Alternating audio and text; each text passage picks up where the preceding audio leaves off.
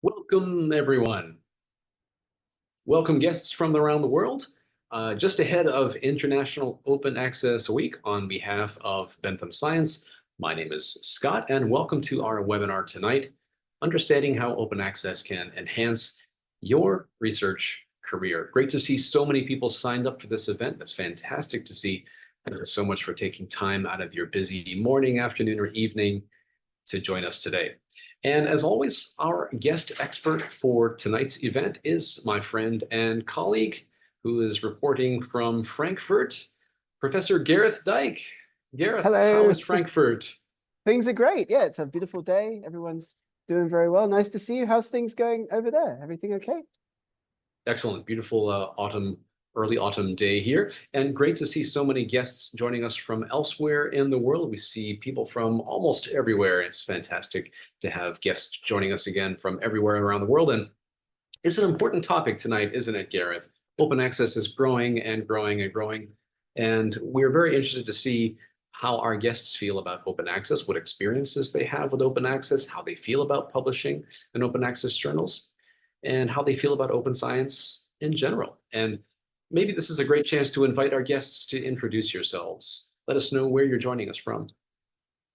Yeah, put some comments in the chat box. We'd love to hear like where you're from, like maybe the name of your university, like which country you're joining us from today. As we already mentioned, I'm in Germany, in Frankfurt. Where are you, Scott?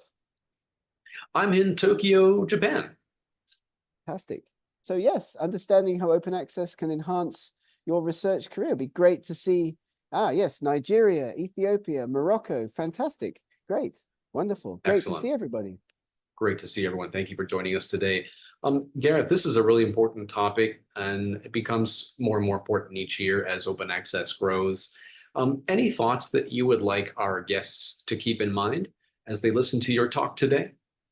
I think that open access publishing is a little bit misunderstood by a lot of researchers. So we're hoping to be able to clear up some misconceptions in our event today, as well as talking about what open access means for you as a researcher if you do make that decision to submit your next paper to an open access journal. And we're also going to talk about some of the problems, some of the issues, some of the questions that researchers often have around open access, forefront amongst them, the cost of it in many cases.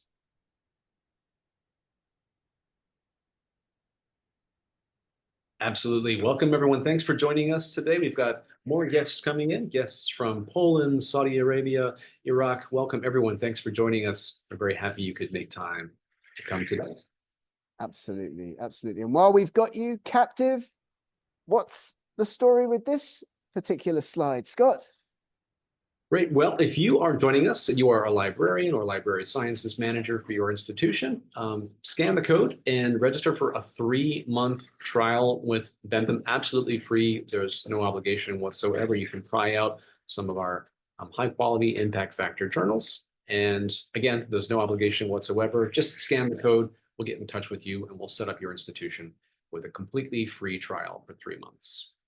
Bentham has around 170 journals in the portfolio, of which about 40 are fully open access, and we'll come back and we'll talk about what that means in practice in a moment. But all of the journals are hybrid, so you can choose to publish your work fully open access in any of the Bentham journals. And as Scott just said, if you'd like to see the portfolio, if you'd like to get access for your library, have a scan of the QR code on the screen. We'll show this to you again at the end of our event today. It's a great way to get into the Bentham content. Share this with your librarian, take a screenshot of this slide and send it to your institution's librarian. 3 months free for all of the Bentham content. So that is a great opportunity that we wanted to share with you at the start of our event today, right, Scott?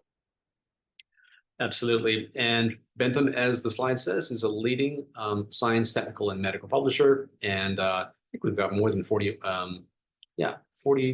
a bit more than 40 open access journals now. But as Gareth mentioned, these are hybrid journals as well. And don't forget, we also have more than 1,300 online and print books in addition to the journals. Yep, absolutely. And we'll show you like a little bit more about Bentham's content as well in a minute as we go through the webinar. We won't dwell on it too much, but it's important that if you've not heard of Bentham Science Publishers before, this is your opportunity perhaps to learn a little bit more. Here are some of the fully open access journals. We call them gold open access journals, and we'll come back a little bit later in the event and talk about what that actually means. But there are 40 or more of these in the catalog, in the portfolio.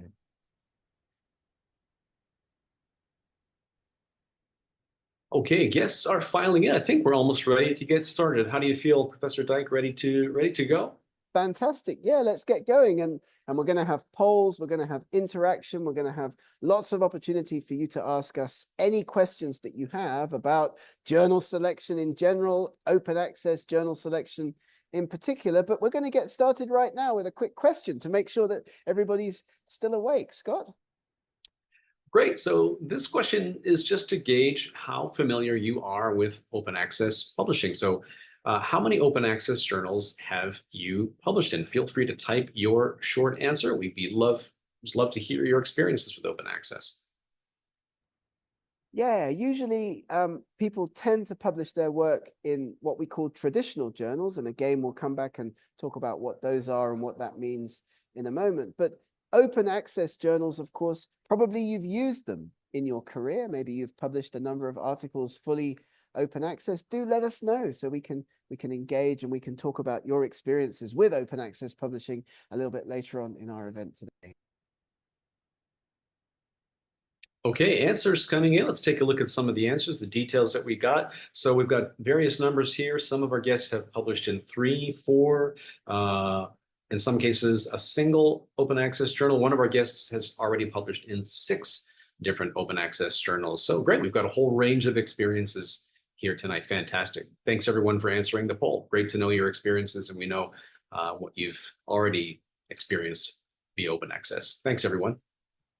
Tends to be the case that in particular fields of study, certain kinds of journals, certain journals are more or less popular. So in my field, there are, several big open access journals, scientific reports, PLOS, biology, PLOS One, that would be often used by researchers doing the kind of work that I do, paleontology. But it will be different depending upon your particular field. So have a think about that as well, and we'll come back to that and talk about that a little bit later on in our event. I think we're just about ready to get going. Scott, what do you think? Yeah, let's get started. And to our guest, remember, Professor Dyke is here to answer your questions. So if you do have questions, don't be shy. Type them in the question and answer box, and then Gareth will get to them at the end of today's event. So don't be shy. Ask your questions. It's totally anonymous. We won't embarrass you. No questions are too basic. Feel free to ask, and we'll answer as many as we can at the end of the event. So thank you, everyone. Absolutely. And everyone, of course, gets a certificate, and everyone will get, of course, access to the recording of this webinar as well. So let's get going. Let's start to think about what we're going to talk about in our training session today. We're going to talk about what open access is, first of all, what open access is, which is often a big area of confusion for many researchers around the world, what this actually means. We'll then talk a little bit about how you can choose an open access journal, the kinds of steps that we recommend you go through when you make a choice, which journal to publish your work in. And of course, that's one of the most important decisions that you make as a researcher. When you finish a piece of research, you start to think about where you're going to publish it, or indeed, before you start to write, as we always say in these events, it's important to have that target journal in mind. And then we'll give you a few final thoughts and our recommendations for success in open access publishing at the end of the webinar today. So let's get going. Let's begin by talking about what open access actually is and what that actually means potentially for your career. Because in the academic publishing cycle, ideas, funding, data collection, journal selection, article writing, submission, and peer review, we continually go round and around and around this cycle as researchers. And open access, whether or not to publish your work completely open, provide open access to everybody to your research work, is a key consideration at many stages of the research cycle. And many funding agencies, many journals, many governments, many institutions often will mandate that the data and the publications that result from your research should be widely available for everybody. So it's a key component of the academic publishing cycle at the data collection stage, at the journal selection stage, of course, at the submission stage, and then, of course, at the peer review and final publication stage. So these considerations, should I publish my work open? Should I provide access to my research in an open, freely accessible way, is a key consideration. What does this mean? Well, open access publishing simply means, as we've already mentioned, that your research outputs are freely accessible to everybody. Sounds good, right? And most researchers around the world would, of course, agree. Publishing work, making it open, making it accessible is an important thing to do. So it could include your article.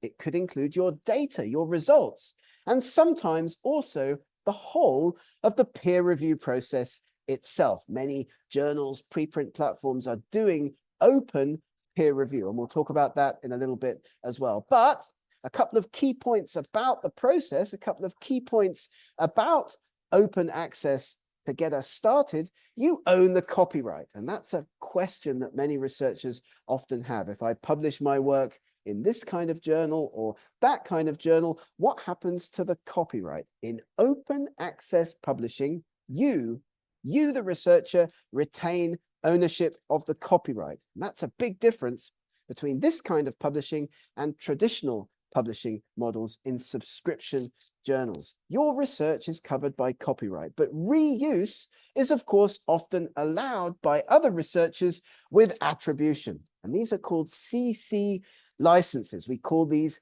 copyright clearance licenses that allow your work to be reused by others for non-commercial purposes. So you own the copyright. Another researcher can reuse the information that you've published in their own work, of course, in their own research, of course, so long as it's not for commercial purposes. And the content is also permanently archived in a recognized repository. For example, PubMed Central is a big one for medical research. So that's what open access is. Basically, it just means that everything you publish is freely accessible for everybody. And this is, as I'm sure you're well aware, joining us today and also signing up for events next week during International Open Access Week.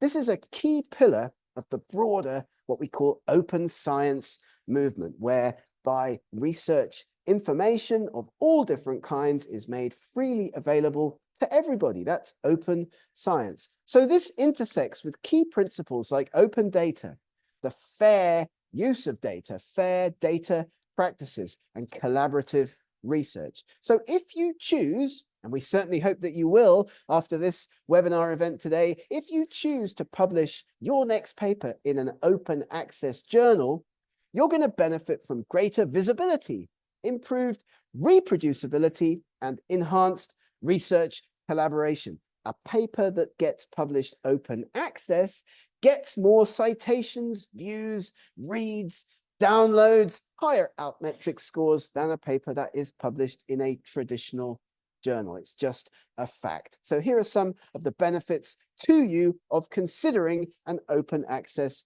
journal. But you might be asking yourself, where did this come from? How did open access publishing develop? Well, open access developed as a result of a bit of a crisis in scholarly publishing that happened maybe 15, 20 years ago, as publishers kept rising their prices for subscriptions to institutions, while budgets at those institutions kept falling. So rising costs to access publisher content combined with shrinking amounts of money to spend on that content meant that lots of journals that researchers wanted to be able to read and wanted to be able to publish their work in were often not available to them at their institution. And we've all been there. We've all tried to download and access an article and found that our institution or our library doesn't have access. And that's no good because, of course, if you've published a paper in a journal that's subscription access, not everybody around the world is able to access it. So that's part of the reason why open access as a movement started up and is still moving and still very strong today. There's a demand for wider access. More researchers need access to up-to-date resources. And of course, this is all linked as well to the development and rise of digital technology. It just is a lot easier these days to disseminate papers, to stay connected with people all over the world than it was a few years ago, or 20 years ago, or 30 years ago, when we used to do a lot of things by mail, and we'd still get journals in hard copy, and we'd go to the library and read the latest papers that had come out in our field. So these are some of the drivers behind the rise of open access. And you'll already maybe remember some of these phrases that I've used already in this presentation a little bit earlier on, but the main open access models for journal and book publishing balance cost, accessibility, and control. Gold, green, and diamond. So what are these, and what do these mean? Well, starting with the green open access model, this is where you publish a paper in a traditional journal. It's only available to some people who have a subscription, but you do put a late stage draft of the paper onto your institutional repository or onto a site like ResearchGate or academia.edu or Science Open, for example. So the publisher has the final version behind a subscription paywall, but you, the researcher, are allowed to post a late stage draft, usually the last version that was accepted by the publisher. And that's still a very important kind of open access publishing, because the version that ended up getting made into a PDF and published on the publisher's website is available to other colleagues in an earlier stage draft. They can use it, they can cite it, they don't have to have subscription access to that content. That's what green open access is. Gold, on the other hand, journals, like PLOS, like BMJ, like Science Advances, like all of these journals, that have a fully gold open access model, like the 40 journals in the Bentham portfolio, for example. The work is published immediately online. It's available for everybody, but the model in this kind of publishing, and I'm sure we'll talk about this later in our Q&A session, the model for this kind of publishing is that the author or the funder has to pay a fee for that publication, the dreaded article processing charge, or APC. That's gold open access. Everything's available online, free to everybody, but there's a cost involved to the researcher. And finally, diamond open access, probably the best model, the most model that people are most happy with, that moving towards this direction in the publishing industry, is that there's no cost for authors to publish in one of these open access journals, because the journal is being supported by a university or by a society or by a group of societies. So there are many examples of these kinds of journals growing in number around the world. It's a great option for open access publishing, fully open access publishing with no cost to the author. And if you are working in a particular subject area, it's well worth finding out about the diamond open access journals that are available in your particular field of study. So there we have it. Gold, green, and diamond are the main models for open access publishing.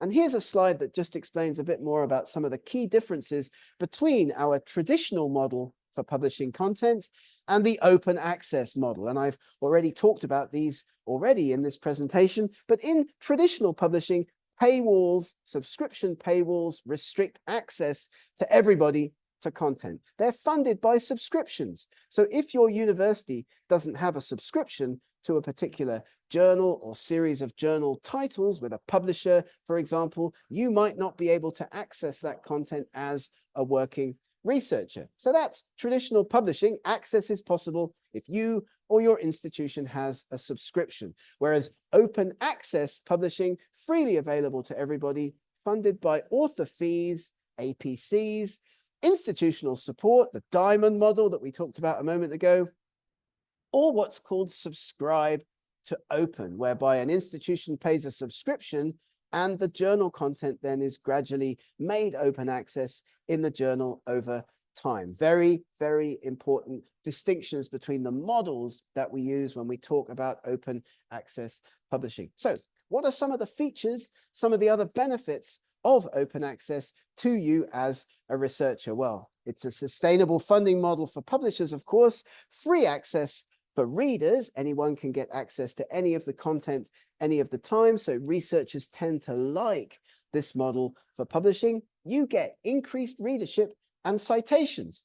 You get enhanced outmetric data, which is a measure of, the number of times an article has been cited, the number of times an article has been downloaded or talked about online, greater impact and visibility, compliance with funder mandates, the chance for global collaboration. If more people know about your research, your chances of collaborating with people from all over the world is going to increase. And we feel that this model levels the playing field for researchers around the world. There's no restrictions on access to published content, the features and benefits of open access publishing. Right, so that was our brief intro. Next, we're going to talk about a journal, right, Scott? How to choose an open access journal.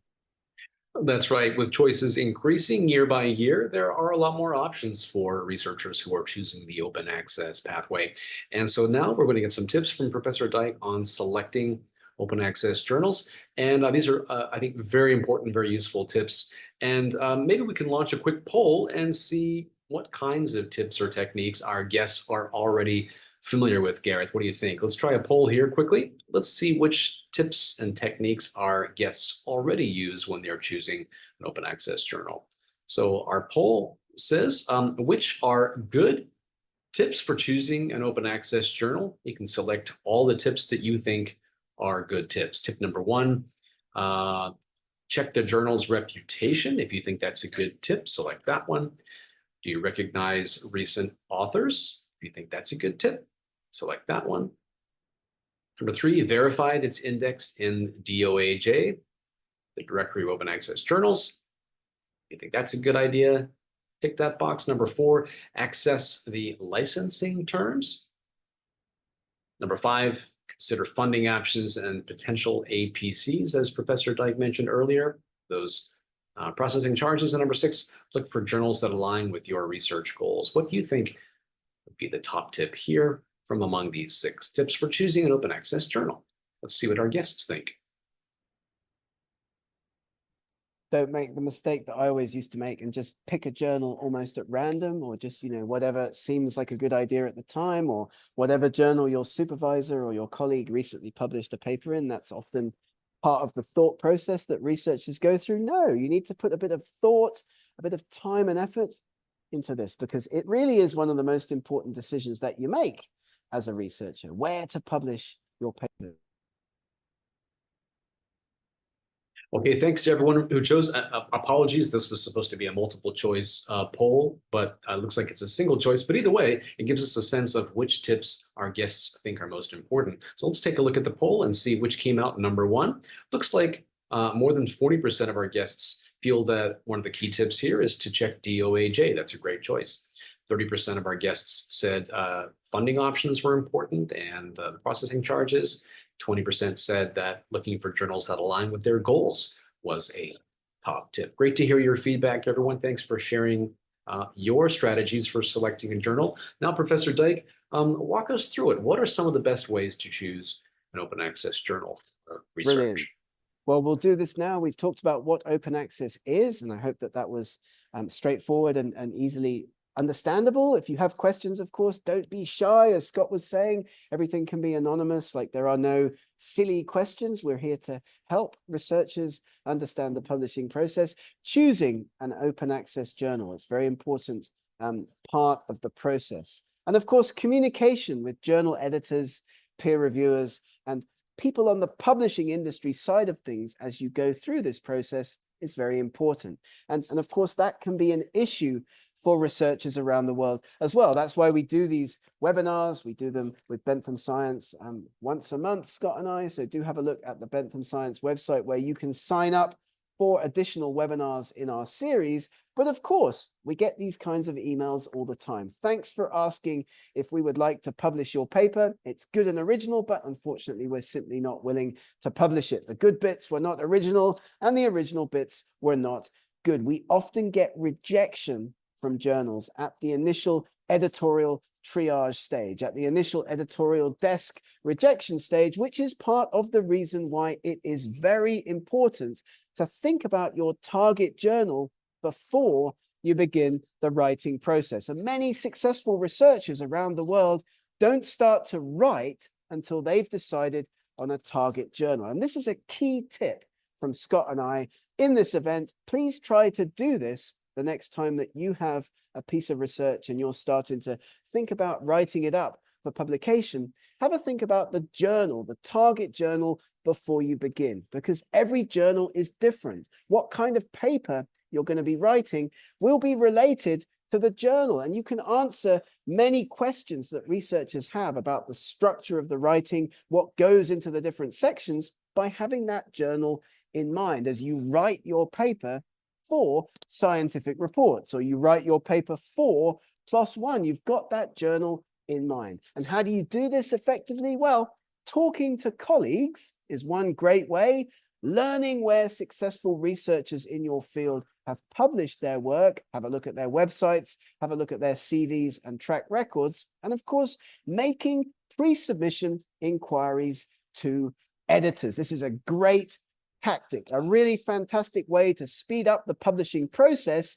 Write emails to editors when you have your work done and you're thinking about where you might send it. Write some emails to editors and ask them, would you be interested in seeing this submission coming to your journal? This is a great way to be effective, to save time. Select a journal before you start to write.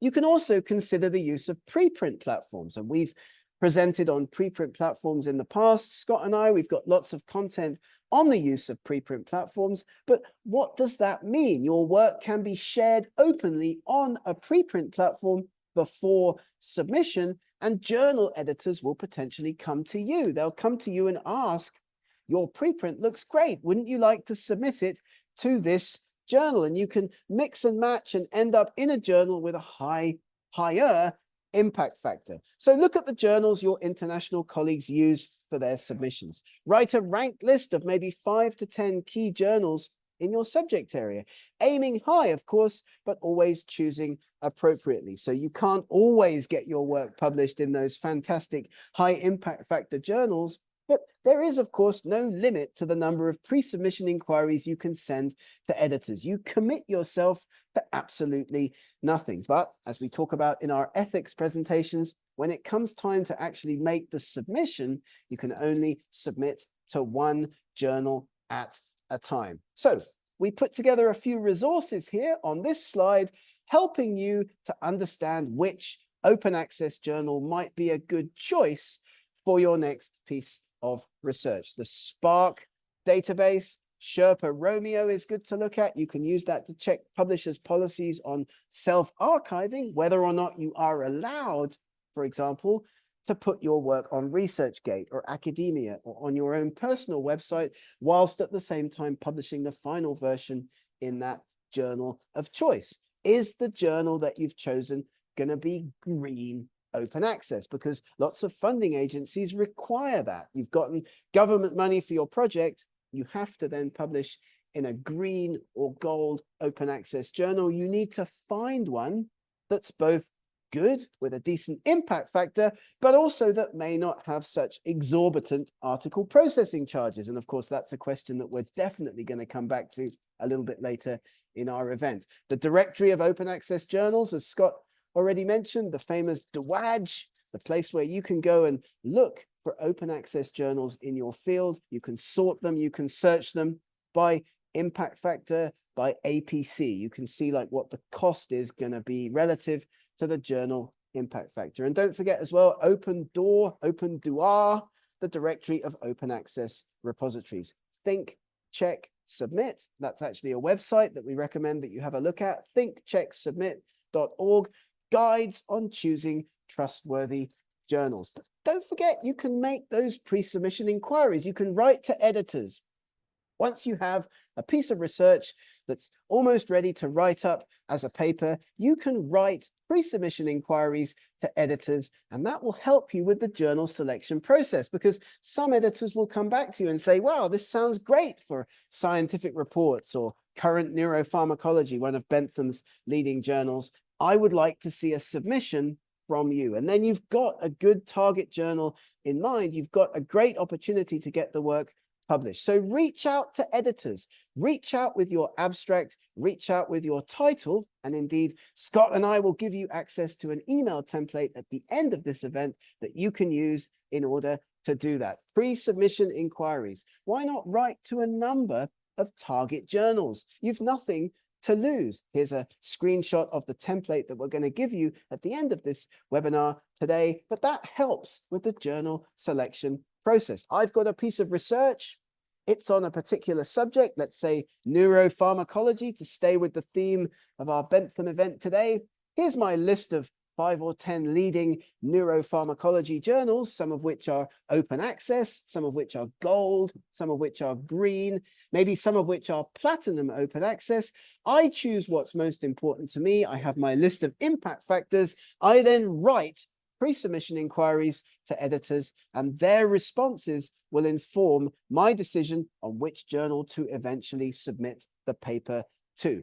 The other approach, which you should also definitely do as a researcher, is strongly consider the use of preprint platforms. They are worth using. These are online repositories for academic work. You put your work there before peer review and online publication, and corrections that you get back from the community, from researchers in your subject area, can significantly help you to improve the quality of the paper. It's a kind of informal, public, open peer review process. These are great. Research Square, bioRxiv, medRxiv, eLife, to name but a few. You finish a piece of work, you do a conference presentation, you've written an early draft of your next paper. Put it on a preprint platform. You get a CC license. With that, you get a document object identifier, a CC license, and a DOI.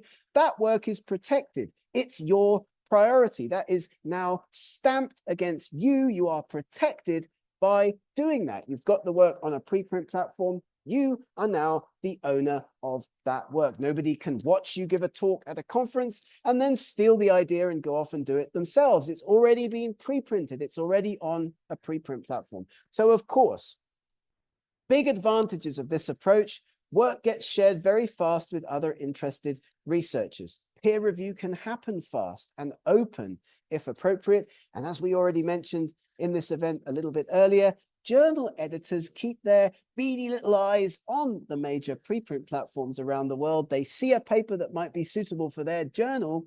Don't be surprised if you get an email from a leading journal in your field asking you to submit your paper to that platform. So preprint platforms, absolutely fantastic. Authors have concerns about them. They worry about copyright. They worry about priority. These are not concerns when you're working with a preprint platform. You're protected by the CC license that I already talked about. We can talk about what those actually are in a little bit. Journals select from preprint platforms, and we often find that there is going to be discussion about your paper within the community. I mean, just think back to the COVID-19 pandemic. A lot of early stage research on vaccines, on different kinds of DNA that we find in viruses, was done and was pre-printed. If it wasn't for preprint platforms, we probably wouldn't be where we are now with the vaccines that got developed, because if everybody had to wait for the peer review process to take place, which of course, as you know, can take a long time, we might not have access to that research. So especially in rapidly evolving situations like the pandemic, where we needed access to research fast, preprint platforms really came into their own. So do think about pre-submission inquiries. Do think about preprint platforms, and have a look at the fantastically acronymed DOAJ, the Directory of Open Access Journals, because this is a great place to go to find a good choice open access journal for your next paper. And as Scott mentioned earlier in the presentation, key factors to consider when doing this: is the journal that I'm looking at listed in a reputable directory like the DOAJ? What are the licensing and copyright policies of that journal?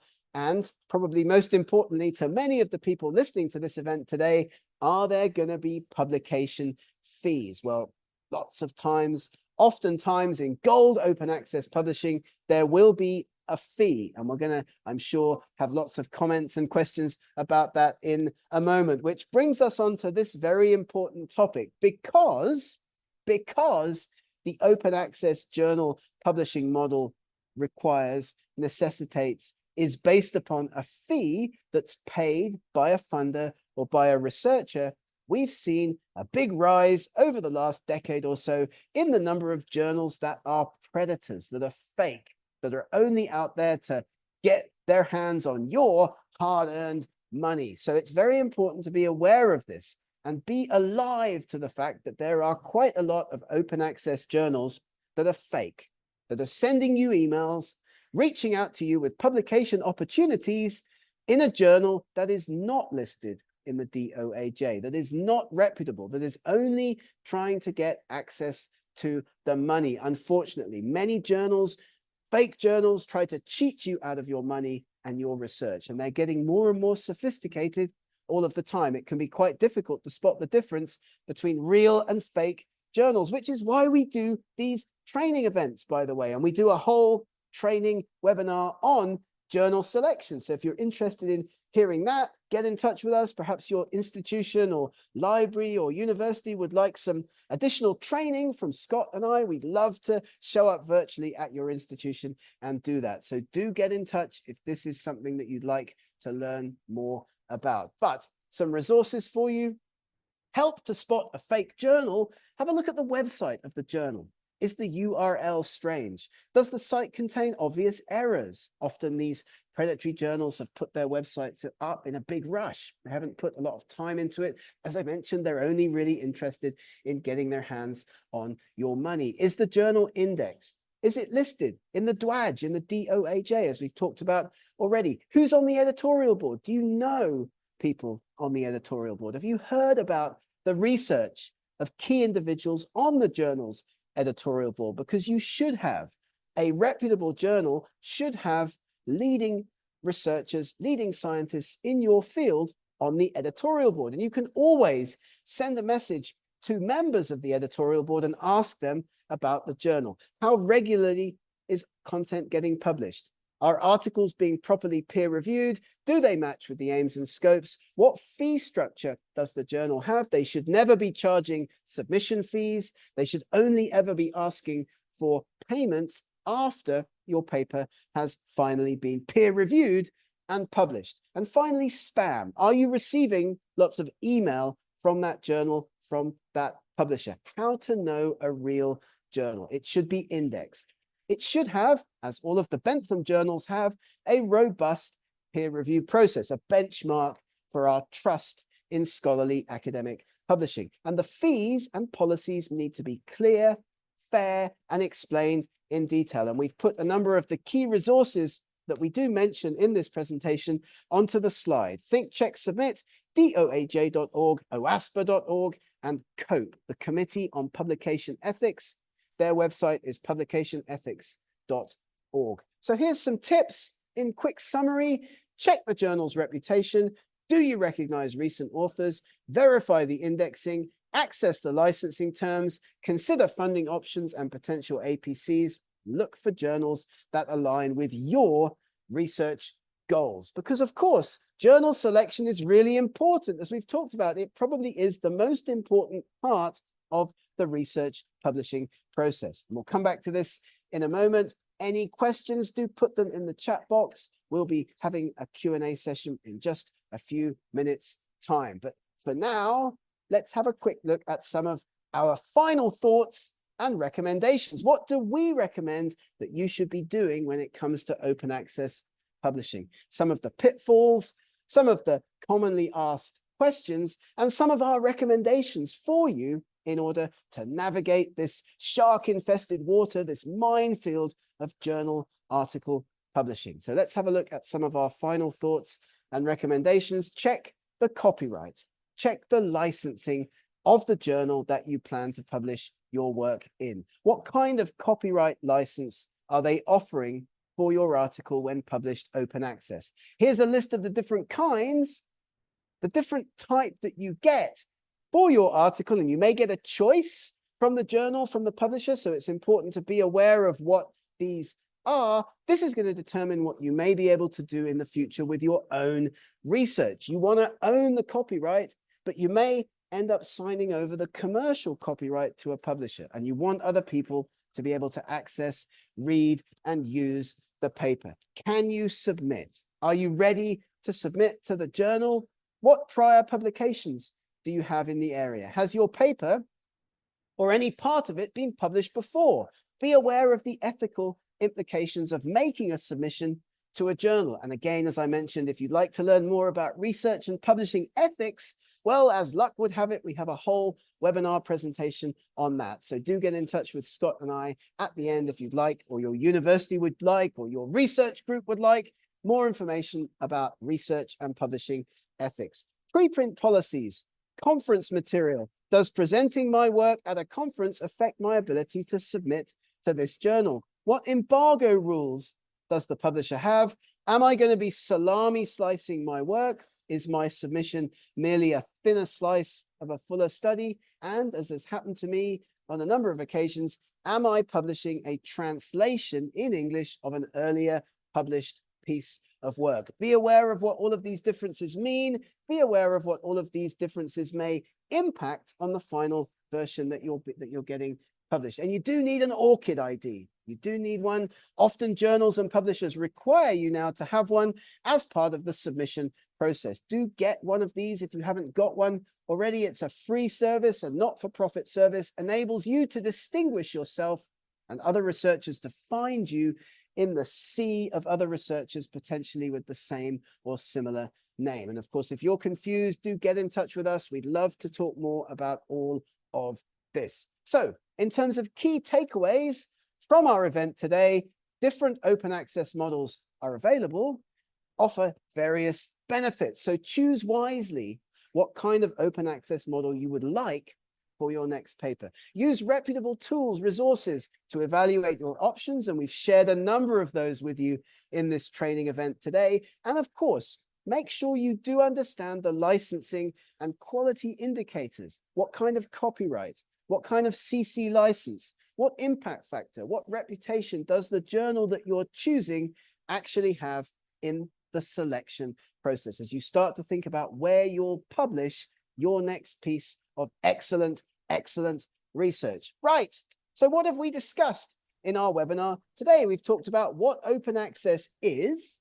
We've talked about choosing an open access journal, and we've given you a number of final thoughts and recommendations. Scott, how are we doing? Everything okay?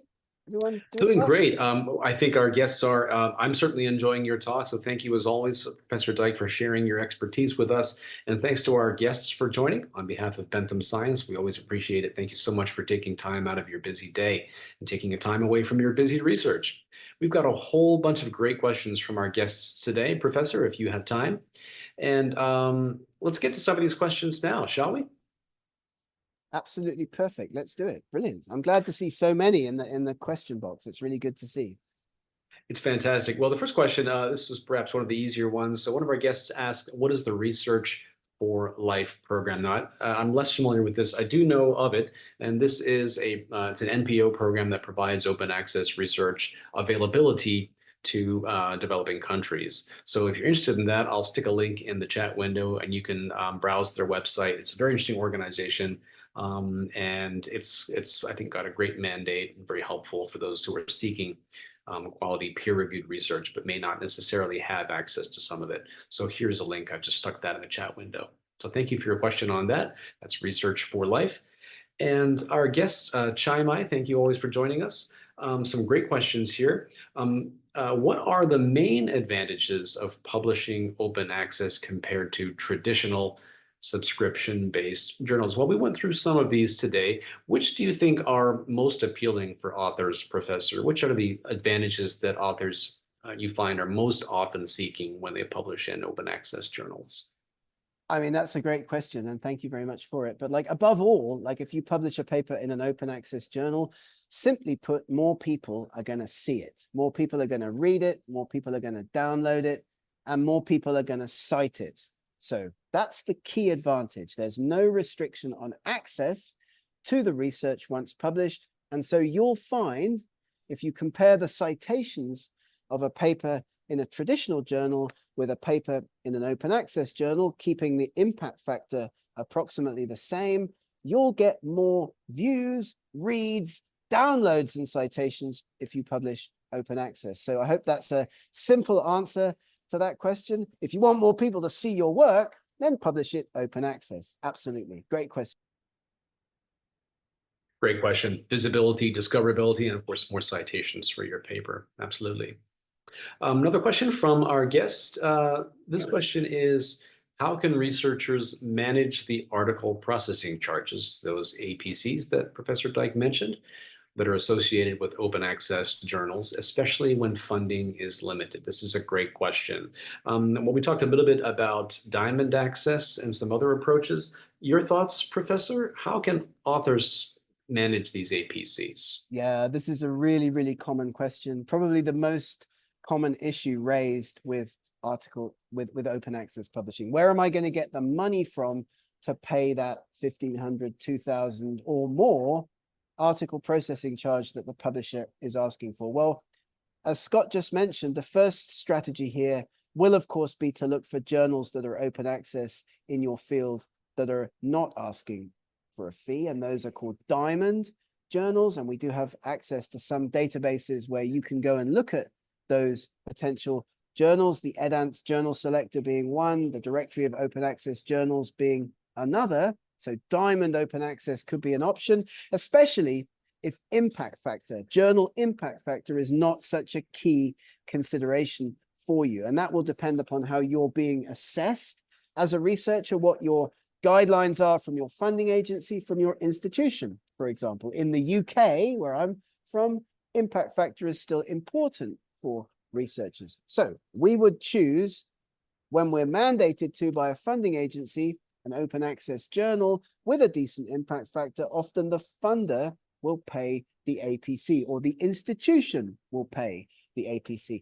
Be aware of your institution's policies. Go and ask in the library, do you have a budget for paying these article processing charges? I never knew about this budget, by the way. When I worked at a university in the UK, I was paying APCs out of research grants. I never knew that I could ask the library to make those payments for me. So that's a first step as well. If you're a student, or if you're a researcher in a less economically well-developed part of the world, I would also ask the publisher. I'd say, I'm a PhD student from Hungary.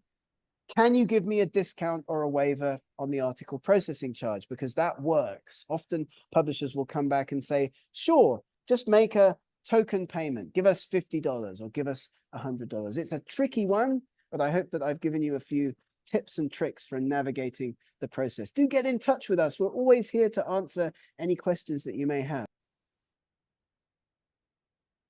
Great question. Thanks so much for your question, and thank you, Professor, for your answer. Question from a guest here. I'm not sure I quite understand it, but the question is, I believe, about conferences. Yes, of course, it's important to verify that you are avoiding predatory conferences. In addition to Think, Check, Submit, there's also a site called Think, Check, Attend. I'll stick a link to that in the chat window there below. So Think, Check, Submit for your papers, and Think, Check, Attend, because there are a growing number of predatory conferences as well, growing alongside the increasing number of predatory journals. So make sure that you check carefully before submitting or attending. Great question. I hope I answered your question correctly. Another question from a guest here. The question is, this is a good question. Can publishing open access help to foster interdisciplinary research or collaborations? If so, could you share some examples? This is a great question. Can open access help to foster interdisciplinary research or collaborations? Any thoughts, Professor? Yeah, that's a really good question. Well, for a start, collaboration will be greatly enhanced, will be greatly fostered if you publish open access, simply again, because more people will see the work. Okay, so that's a great start. If you publish something in an open access journal, more people see it. And of course, then that could very well lead to ideas coming out from different disciplines around the world, leading to multidisciplinary future research. And there are a number of examples of this happening, in particular, as we see more AI tools and research on large language models being developed and published. People from a variety of different disciplines see that work and think, oh, that might be applicable to something that I'm doing in engineering, or I'm doing in history of art, or something like that. So there are lots of opportunities. And of course, yes, absolutely, it will be a good thing for your research career to do this. Of course, you've got to promote your paper as well. You've got to put the effort in, the time in, to talk about your research online, to build your brand as a researcher. And again, as luck would have it, we have a different distinct training presentation on just that topic, right, Scott? Absolutely, we do. I'll stick a link in the chat window to that. Thanks for mentioning, Garrett. And also important to note that writing for readability is important. Writing for people, lay people, people who are not specialties in your field, will help to foster that kind of collaboration. So I'll stick a link to our writing webinars in the chat window. Thank you so much for your question, and thank you, Professor, as always, for your answer. Another question from a guest here. Let me just scroll down a bit. Forgive me. Here's a great question. How are major publishers adapting to the increasing demand for open access? Are they making significant changes to their publishing models? Well, I think the short answer is yes. Professor, any thoughts on the changing publishing models in response to increasing demand for open access? Oh, 100%. You're absolutely right, Scott. Yes, the answer is yes. And so more and more traditional publishers, like Bentham, for example, are providing open access-based access to their traditional journals. So for example, you could submit a paper to Current Neuropharmacology, which is the leading Bentham journal with a high impact factor, and not pay anything, because the paper would then be published in a traditional way, but would only be available for other researchers to access and download if their institution has a subscription, or they have bought an access subscription token themselves. Or, and this is a hybrid model, and we see this more and more across academic publishing, I can pay an APC to convert that article into a fully open access article. So yes, absolutely. I mean, publishers looking for ways to help researchers, they're looking for ways to keep up to date with what researchers want to do and want to see with their articles. And so they are aware that many researchers, most researchers would like to publish their work open. So they make that possible by hybridizing, if you like, their journals. So yeah, brilliant question. Thank you so much for that. That's a great question. And some practical questions as well from our guests today. One of our guests asked, can you open the feature in the chat to take copies of the links that you send? Yeah, I don't think that's something that I can technically do here on Zoom, but what you will see is in the video recording, you will also get not just a recording, but you'll see the full transcript of the chat. So any links that I was putting into the chat that you were not able to grab or to copy and paste, you should be able to do that from the video recording, or in worst case, you at least can take a screen grab and then copy and paste that. So apologies if you can't copy and paste those links. You should be able to see them in the video recording that's going out tomorrow. So thank you to our guest for that question. Sorry for the inconvenience. And let's see, do we have time for another question or two, Professor? Absolutely, of course. Yeah, I'm just reminding people of the Bentham Open, the gold open access division of Bentham Science Publishers. If you're sitting there thinking, well, I'm enjoying listening to this, but I need to do something with my fingers, do have a look at the Bentham website, the two Bentham websites, Bentham Open and Bentham Science Publishers, if you're interested in learning more. Fantastic. Another question from our guest here is, are there particular funding bodies that actively encourage or require open access publishing, and how can researchers navigate these requirements? So it's a double question, and it's a broad question. Any top level thoughts to address this question, Professor?